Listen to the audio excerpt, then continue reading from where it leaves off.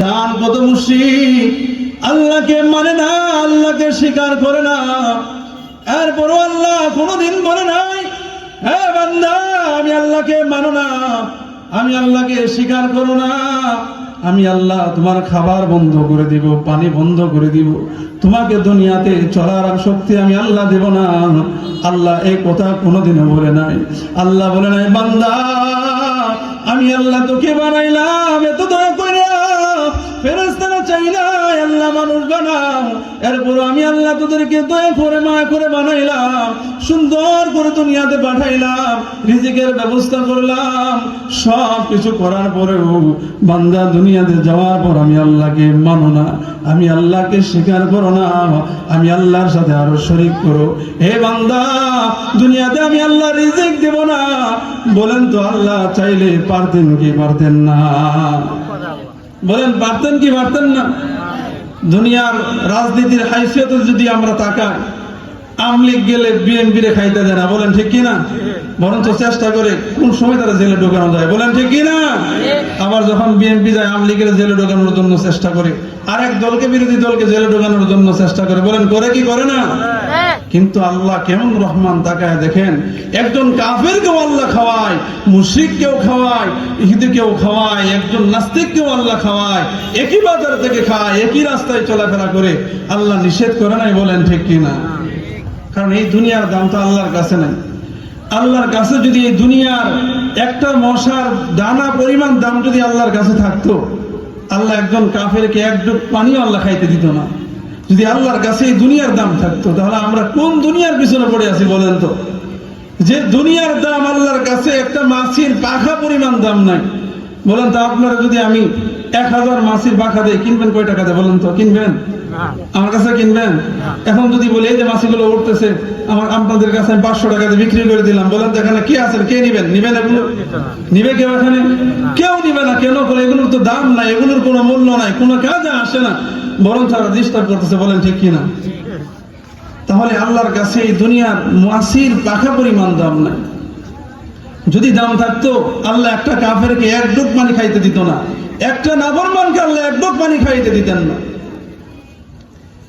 এজন্য আল্লাহ রাব্বুল আলামিন বলেন, হ্যাঁ বান্দা আমি আল্লাহ তোকে বড় দয়া করে মায়া করে বানাইলাম, ফেরেশতারা চাই না আল্লাহ দুনিয়াতে মানুষ বানাও, দুনিয়াতে মানুষ পাঠাও, আমি আল্লাহ তোদেরকে বড় মায়া করে দয়া করে বানাইছি।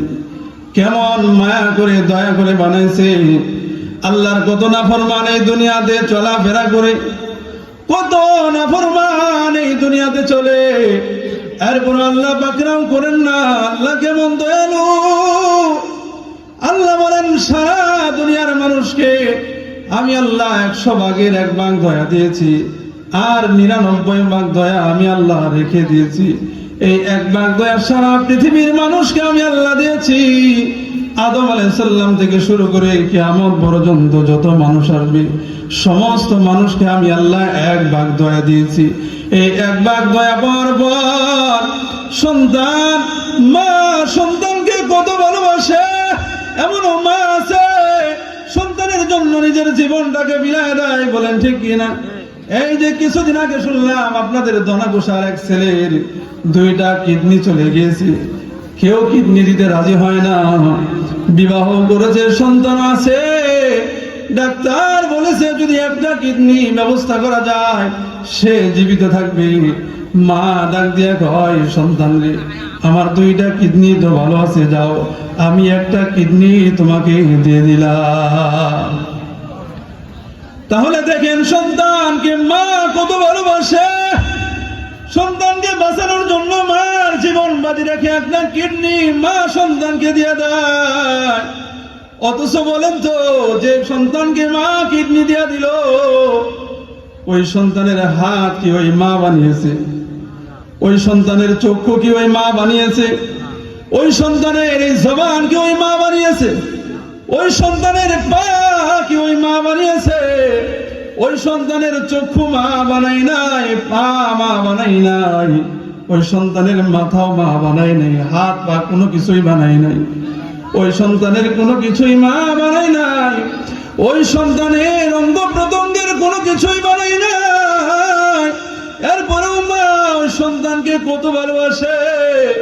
সন্তানের কিছু হয়ে গেলে মা বেহুশ হয়ে যায়, সন্তান অসুস্থ হয়ে গেলে মা পাগল হয়ে যায়, বলেন ঠিক কিনা? সন্তান যদি কখনো কোনো কিছু হয়ে যায় মার হুঁশ থাকে না। আল্লাহ ডাক দিয়ে কই গোলাম 100 ভাগের 1 ভাগ দয়া সারা পৃথিবীর মানুষকে দিয়েছি, ওই মাকেও 100 ভাগের থেকে একটা দয়া আমি আল্লাহ দিয়েছি। এই 100 ভাগ দয়া পাওয়ার পরে যদি সারা পৃথিবীর মানুষের ভিতরে যদি মা সন্তানকে এত ভালোবাসতে পারে, হে বান্দা আমি আল্লাহর কাছে তো 99 ভাগ দয়া রেখে দিয়েছি। আমি আল্লাহ তোকে কত ভালোবাসি বান্দা জানো না?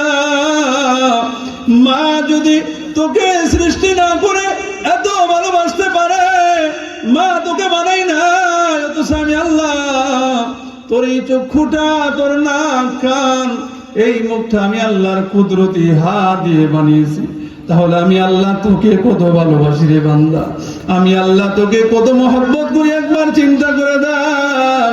এই জন্য গুনাহগার যখন আল্লাহর কাছে ক্ষমা চাই, আল্লাহ ডাক দিয়ে কই গোলাম আমি আল্লাহর কাছে ক্ষমা চেয়েছো, আমি আল্লাহ তোর জিন্দেগির সব গুনাহগুলোকে মাফ করে দিলাম, বলেন সুবহানাল্লাহ।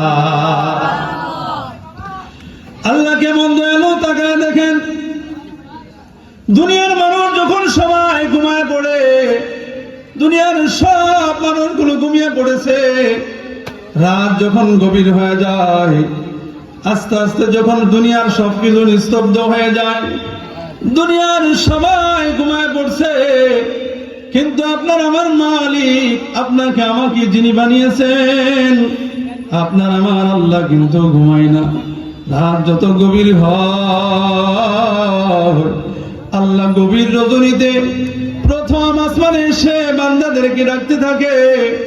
আল্লাহ বান্দাকে কতটা ভালোবাসলে এই প্রথম আসমানে এসে আল্লাহ বান্দাকে ডাকতে পারে আর বলে, গুনাহগার, গুনাহ করেছো, দুনিয়ার সবাই ঘুমায় পড়েছে, দুনিয়াতে কেউ জাগ্রত নাই, রাত গভীর হয়েছে, আমি আল্লাহ ঘুমাই না। এ বান্দা তোকে জাহান্নামে দেওয়ার জন্য তো আমি আল্লাহ বানাই না, আমি আল্লাহ তোকে দুনিয়াতে যেদিন পাঠাইছি তোকে জান্নাতের মালিকানা দিয়ে আমি আল্লাহ দুনিয়াতে পাঠাইছি, বলেন সুবহানাল্লাহ। আমরা যারা দুনিয়াতে আছি আল্লাহ আমাদের প্রত্যেকের জন্য একটা করে জান্নাত বাজেট করে রেখেছেন, বলেন সুবহানাল্লাহ। আল্লাহ বলেন তোদেরকে জান্নাতের মালিকানা দিয়ে আমি আল্লাহ দুনিয়াতে পাঠিয়েছি, জাহান্নামে দিব এজন্য বানাই নাই, জাহান্নামে দেওয়ার জন্য দুনিয়াতে পাঠাই নাই। এজন্য দুনিয়ার মানুষ যখন গুনাহ করে ফেলে, আল্লাহ কেমন দয়ালু, মানুষকে কত ভালোবাসেন দেখেন। দুনিয়ার মানুষ গভীর রজনীতে ঘুমায় পড়েছে, দুনিয়ার মানুষ সব ঘুমায় পড়েছে, সব কিছু নিস্তব্ধ হয়ে গিয়েছে, কোনো আওয়াজ নাই, অন্ধকার। এই সময় আপনার আমার মালিক প্রথম আসমানে এসে যায়। আল্লাহ প্রথম আসমানে এসে দুনিয়ার গোলামদেরকে ডাকতে থাকে আর বলতে থাকে, আলামিল মুস্তাগফির ফাগফির লাহু, আসো কি গুনাহগার, আমি আল্লাহর কাছে ক্ষমা চাও, আমি আল্লাহ তোমার জিন্দেগির সব গুনাহগুলোকে মাফ করে দিব, বলেন সুবহানাল্লাহ। তাহলে একবার চিন্তা করে দেখেন, আল্লাহ মানুষকে কি পরিমাণ ভালোবাসলে প্রথম আসমানে এসে প্রত্যেক দিন আল্লাহ ডাকে আর বলে, আলামিন মুস্তাগফিরিন ফাগফির লাহু, আসো কি কোনো ক্ষমা চাহনেওয়ালা? হে বান্দা, কে আসো আমি আল্লাহর কাছে ক্ষমা চাও। যত গুনাহগার তুমি হও না কেন, যতই গুনাহ করো না কেন, বান্দারে আমি আল্লাহর কাছে ক্ষমা চাও। আমি আল্লাহ ক্ষমাকারী, ক্ষমা করার জন্য প্রথম আসমানে চলে আসছি। আল্লাহ গুনাহগারদেরকে ডাকতে থাকেন, আলামিন মুস্তাগফিরিন ফাগফির লাহু, আসো কি কোনো গুনাহগার, আমি আল্লাহর কাছে ক্ষমা চাও, আমি আল্লাহ তোমার জিন্দেগির সব গুনাহগুলোকে মাফ করে দিব, বলেন সুবহানাল্লাহ। এমন দয়ার মালিক কোথায় পাবেন বলেন? কত দয়া করে আল্লাহ আপনাকে আমাকে বানাইলেন। আল্লাহ ডাকতেছে,